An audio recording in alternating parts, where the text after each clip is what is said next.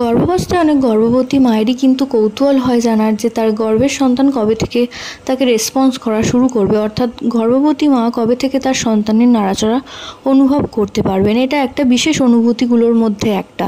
তো গর্ভে কোন সন্তান অনেক আগে থেকেই নড়াচড়া শুরু করে দেয় সেই বিষয়ে আজকের আলোচনায় সাথে থাকতে হলে অবশ্যই চ্যানেলটিকে সাবস্ক্রাইব করে রাখতে হবে, কারণ প্রেগনেন্সি রিলেটেড নানান ভিডিও কিন্তু চ্যানেলে আপলোড করা হয়ে থাকে।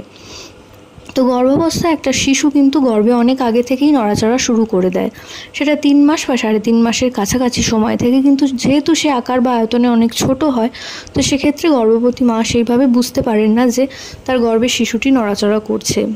তো যদি দেখেন কোনো গর্ভবতী মা 16 সপ্তাহ থেকে, অর্থাৎ 16 বা 17 সপ্তাহের কাছাকাছি সময় থেকে তার গর্ভের শিশুর নড়াচড়া অনুভব করছেন, অর্থাৎ 4 মাসের কিছু কাছাকাছি সময় থেকেই তিনি তার গর্ভের শিশুর নড়াচড়া অনুভব করতে পারছেন, তো সেক্ষেত্রে ধারণা করা হয় যে গর্ভের আগত সন্তানটি একটি ফুটফুটে পুত্র সন্তান আসতে চলেছে।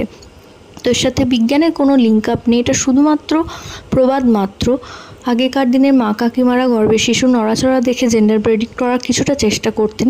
তো আশা করছি ভিডিওটা আপনাদের কাজে আসবে। প্রত্যেকে ভালো থাকুন, সুস্থ থাকুন, সাবধানে থাকুন এই কামনা করে ভিডিও এখানেই শেষ করছি। নমস্কার।